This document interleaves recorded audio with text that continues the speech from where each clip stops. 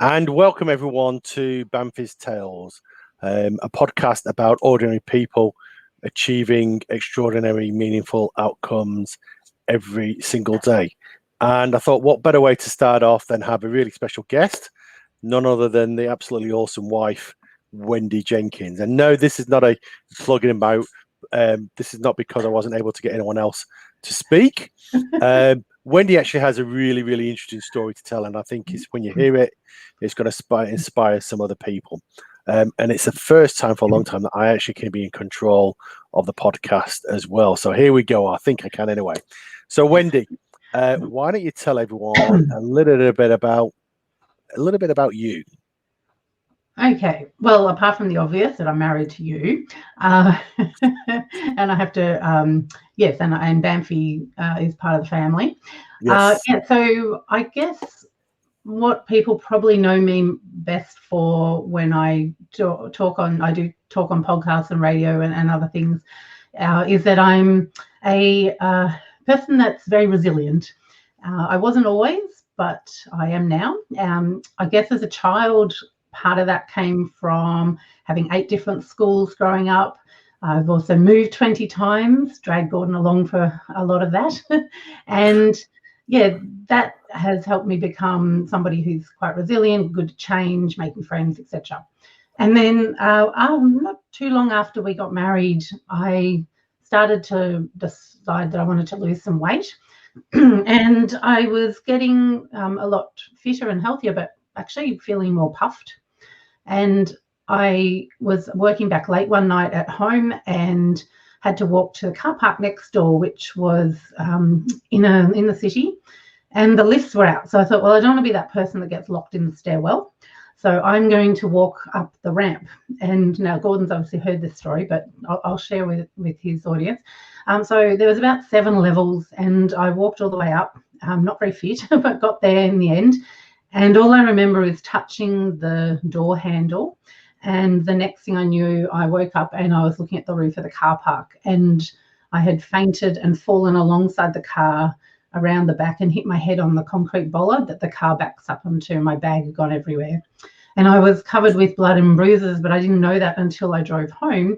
And he took one look and went, "Oh my God, what's happened to you?" So I turned up at the doctor's in the morning, explained what had happened. She said, "No, I don't think that's right. Something's off here. We need to investigate." And to make a very long story short, about 3 or 4 weeks later, I found myself with Gordon at the Alfred Hospital being told I had 2 years to live unless I had a double lung transplant. And if that wasn't bad enough, they then said, "Oh, and you can't have children. The average life expectancy post-transplant is about 5.5 years, and you'll be on medication for the rest of your life." And when asking about longevity, they said, "Oh, well, most patients will either pass away from rejection, cancer, or a respiratory illness like pneumonia." So it was a huge life change, and that was kind of, I guess, the start of what I like to call our new path, our new journey. I think it was a bit of it was like a shock in the system because we were both working in the corporate world, and we both had these we laughed and joked about wanting a junior football team as kids, and we had this big corporate career. I was anyway. You weren't, Yeah. but we had this thing about traveling into Asia, into America, and Europe for jobs, and one thing that we constantly talk about is that the doctors who we've become good friends with, and they're brilliant in what they say, but there's no BS when they talk to us. They give it you straight down the throat, and they're absolutely very clear, right? Yeah. You need a double lung transplant, or you're going to die, and you can't have kids. There's no butter in it. There's no sweet in it. It's quite intense. But there was a reason for that because if you remember, there was another female who hadn't taken it as seriously and had unfortunately left it too late to get on the list. So it's been a bit of a journey, up and down, pros and cons. But I think where I'm at now is that I feel like I've turned it around finally. And so tell everyone how many years are you now? Well, 14, which is double the average. So that's that's brilliant. And one of the things I'm very fortunate to do is speak in front of the new batch of transplant patients and carers every 8 to 10 weeks or so. And one of the first things I always start off with is, you know, that average of 7 years, because that's what it is at the moment. Throw it out the window. Don't hang your hat on it. Please don't live your life like I did. For the first 6 years, I, you know, just kept thinking about that 7 year. And you know, there's people who are at 31 years now, there's people 15, 20, 25, and they're doing really well. So, you know, you don't have to be the average. So I think you know, we'll talk a little bit about the resilience and what, because I think resilience is one of these buzzwords that's we've seen being used a lot. I mean, crack, when we watch TV, everyone's talking about resilience, and I don't actually think people understand it. But I think, you know, the purpose of this podcast is, you know, to talk about some of the extraordinary things you've done, and it's not just about being successful in business and what you do now, but you know, that thing about the bucket list and not waiting until we're 60. We've had holidays, and I was reminiscing about this, and I don't know why it came up, and you know, maybe Facebook knows we're going to talk about this, but I suddenly saw pictures of you tickling the dolphin when you were stroking the leopard. You know, forget all the cheetah, forget all the, you know, the great holidays that we've had, and the wine and the food and everything, all those great experiences. But sometimes it's those simple things, those little things that have meant as much to you as anyone else. And when we talk about extraordinary, meaningful things every day, it's not about the big ticket things. It's about those little things that keep on pushing you forward each day as well, and keep on moving you forward. Well, that's right, because I think, you know, there's a saying I have where, you know, you don't lie on your deathbed thinking, oh, we should have spent more time at work, because you don't. You wish you'd spent more time with family and friends. You wish you'd made more memories. And they're the things which people talk about at the end of somebody's life. It's what they share at their funeral. It's what they talk about in the latter few weeks. It's, do you remember when we did this? Do you remember when we did that? And you know, and talking about, you know, oh yeah, he's always been a bit of a jokester. And oh, do you remember that cake she made? And so it's those little memories which are really the sum of your life at the end. And so why not put the effort into making more of those every day? So I want to ask you this question, and some of the stuff is, we haven't rehearsed this, by the way, so some of the questions are going to be a little bit off the cuff. Go with the flow. You know, we often say, you know, the situation that we've been through is no better, no worse than anyone else that's been sick and has had a dramatic event that's affected their lives. But we've always thought differently about it. So when I ask people what is so refreshingly different about you, what is so refreshingly different about how you've come to where you are today, where, because you are, you know, and I don't want to disrespect you in any way, not because I'm my wife, but as a human being, you are not, you know, I talk about, I don't do these podcasts for Olympic champions or anything like this. I do these for people that just like me and you, that can listen to this and go, well, if Wendy can, Gordon can, then I can. So what is refreshingly different about you? And yeah, you know, you're going to be puffing your breast up, puffing your wings out a little bit, and, you know, talk about it a little bit. You know, what do you think is different about you? Well, I guess one of the things is that I'm one of those people that wants to know the why behind everything, which, you know, can backfire. But in this case, I think it's been really positive, because what I found after seeing a psychologist for many years, because, you know, not only did I have the life expectancy issues to deal with, I'd had, you know, stress and PTSD and other, you know, issues, not having children, etc. So I saw her every 3 weeks for 6 years. And I finally got to the point where I thought, you know what, I need to take ownership of this. I can't be relying on her all the time to get me through things.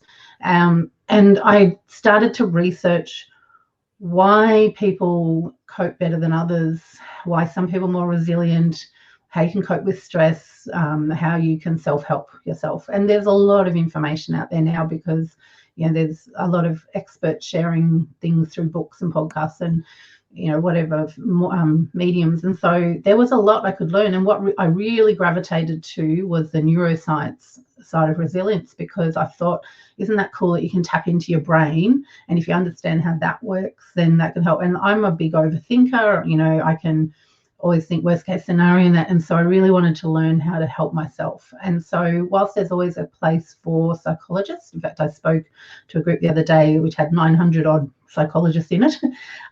There is also a place, I think, for you working at what's going to work for you, because you know yourself better than anyone. And for me, I knew I needed to know the why. And so once I realized, okay, this is how I'm hardwired. If I can do this neuro hack, then that can help me calm in a few seconds. If I need to improve my memory, then this is how I can do that. There's just a whole heap of stuff that you can do yourself once you know how to tap into it. And so, okay, so I want to stop you a little bit there, because you've mentioned resilience for a while. She hasn't seen this slide though, but Wendy is a certified resilience expert. So we've talked about resilience quite a bit, and the thing that I ask you is what refreshingly different is I get a bit pissed off when I see resilience is like the word diversified. It just gets pushed out there. No one really actually understands it. No one really does it. And what does resilience mean to you? And let's have a bit of self promotion here, because you're sharing your thoughts about what you do. What does a certified resilience expert do? And for ordinary people that are watching this that may need some different insights to what can you share with them? And I know that I ask you a question and you can talk for about 60 minutes on this. We're going to cut you down to about 4 or 5 minutes. So let's get punchy on this. Yeah, all right.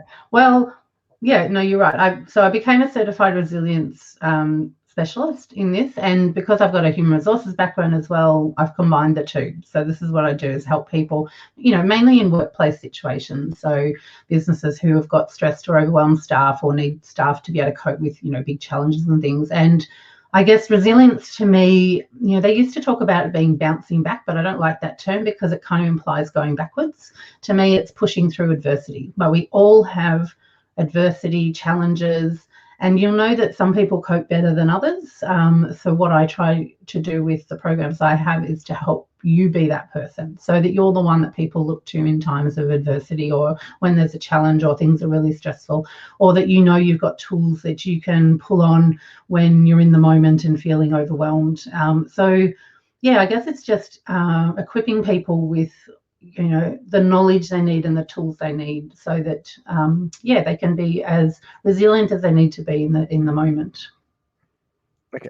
And what type of people reach out to you? Well, it's a mix. I'm often asked to speak at different events because people want to. Oh my gosh, that's distractingly big. Great. So I didn't know that was going to be that big. So obviously, as you can tell, hey, this is one thing we often talk about, Wendy, is our lives. Our life is not perfect, right? But it's about progression. Yeah, right? Well, it's about progression, not perfect. So when we do something like this, you know what? That's not perfect, but you know what?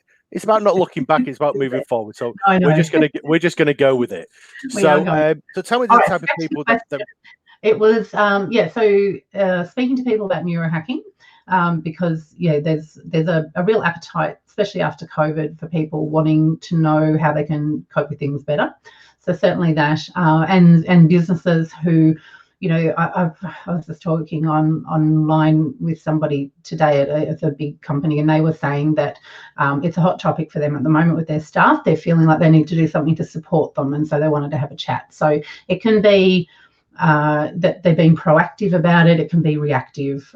It doesn't really matter. The good thing about resilience and the good thing about our brains is that they're what's called have neuroplasticity, which means you can continually learn a new skill like resilience right up until you die, unless you have a brain injury or something.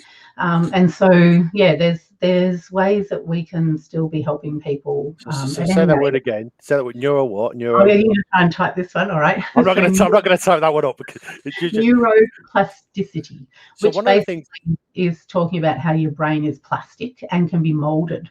So they used to think about a bit over 20 years or even longer ago that your brain stopped developing when you're in your teens. Then they thought maybe early 20s.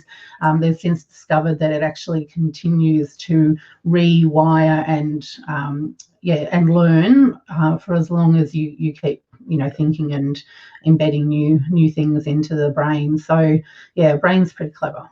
So we haven't got the time here, but one of the things I want to reach out to people that are listening to this is that the app, or the way that you support people with resilience is through an app, and it's a very much a self it's a neuro hack, but it's very much a self-hacking thing. And one of the things that I often find, being in the corporate world, same as you, for a long time, is people are often worried about who else in the business may find out about me, and they don't like sharing that information. But everything you do is very much aimed at the individual. It's a very private thing. It's like having an app on the phone. No one else sees it. I like to call them stealth neurohacking, because Right. it's kind of under the radar. So the way it's a combination of a resilience app, which has been created by some psychologists and learning experts, and it's very clever the way it works, using a lot of AI technology. But also alongside that, some webinars where we do deeper dives into things which are specifically tailored for the company. So if people want more information, they can just contact you through that hello@Ready Resilience, or your website, and everything will be going through that. So I am going to move on. One of the things I'm going to be very particular about these podcasts going forward is I don't want to do more than 20 minutes, because I've got a retention span of about 2 minutes on podcasts. Yeah. Okay. And I want these to be really impactful and moving forward. So often when I go to networking events, and I'm, the stuff I do, people, the obvious question people say to me is, what do you do? And I hate that question, because everyone gets on their elevated pitch, and it's really contrived. It's a bit fake. So I like to ask you a couple of other questions. So the first question I'm going to ask you is, who made you smile recently, and why? Well, I guess I could say you. I mean, it's one of the reasons. Yes. It's probably not for what you're thinking. Oh, damn, what have I done now? It's actually his cooking that I like. So he made me a very nice lamb shank dinner the other night, and that certainly made me smile. So I guess, yeah, I'd say you on that front. And I think it's just nice to see people in person. So just seeing a friend, as I'm coming closer to them at the cafe or whatever, and going, oh, finally I can see them in person, that makes me smile as well. So what I would say, anyone that's really interested in Wendy's story, to reach out, because of our illness, we both of us kind of say we've lived in a COVID style world for about 17 years. So this thing about being away from people is always been important to us, because of Wendy's a low immune system. So so actually seeing people face to face is quite interesting. So the first question was, who made you smile recently, and why? The next question is, the follow-up question to that is who did you make smile recently, and why? Well, I guess it's going back to probably the one that jumps to mind most is every time I speak to the patients and the caregivers, I get a real buzz out of it, because usually when I stand up in front of them, they often think I'm somebody else from the hospital, or maybe with the charity, but not a patient. I don't look like what you would think of as a lung transplant patient. So I make them smile, because when they realize that I'm 14 years out, and that's double the average, and that I've been able to work and travel and live a really full life, even despite the challenges, I think it just gives them some hope. And I see them leaning in, smiling, chatting to their partner, going, oh, look, if she's at that, maybe I can be too. So I think that's really important. I love the way you talk about it, because you brush it off a little bit. But I think for people that are not listening to it, when you're going through such a massive experience like this, you get told you've only got 7 years to live, and even though you're going to have a lung transplant, you've still only got 7 years to live. And then you meet someone who's gone for 14 years plus, and is looking at you can't tell that you've had a double lung transplant. You can't tell you've got 64% lung capacity. What it creates for them, it gives them hope, it gives them assurance. And this is the whole point about ordinary people achieving extraordinary, meaningful things every day. It doesn't have to be that you're building the next spacecraft to go to Mars. It can be the little things that inspire other people to do. So we're at 18.5 minutes. So I did say I'm going to be 20 minutes on this. I want to keep true to this. So I say to people that to become who you need to be, you need to stop doing what you've always done. And meaning that we need to keep on moving forward. So everything you've experienced, and everything that the world holds for you going forward, and what you want to achieve, what's a message you can leave with the audience here that will make a difference to their day going forward? Well, I guess it's to realize that we're always going to have challenges and stresses in our life. It's how you choose to respond that will determine how your story will play out. So you can either choose to be a victim, you can choose to dwell on the negative, feel like the world owes you that you're hard done by and that life is tough. And yeah, it is tough, but you can also choose to go and brush yourself off, get on with things, make the most of what you do have, and be grateful for, you know, things you can still do that many maybe can't. So there's always a silver lining. Awesome. Absolutely. Thank you. Now, I've got one bit of bad news for you, Wendy. We've gone over 20 minutes. No, I'm out for dinner tonight, so you're making your own dinner. No, that's right. I get to take the remote control. we do have date night tomorrow night. So this is one thing that everyone knows, that every Wednesday, Wendy and I try to get. We have a date night where we sit down, the phones are off, and we just talk about each other. So take that away. I want to thank you. I want to thank you for doing this. I want to thank you for putting up with me, and letting me try to be in control. But it's been absolutely amazing. If anyone wants to reach out to Wendy, all our hashtags, social tags will be on this when it's posted. But please reach out. And of course, if you know anyone or yourself want to tell your story and help inspire others, then please get in touch. And I'd love to have you on Banffy's Tales. And you might even get a little rubber duck Banffy as well. You've got plenty of them, Wendy. Yeah. Help us clear out the storage cabinet. Yes. All right. Thanks a lot. Take care. See ya. See you. Bye.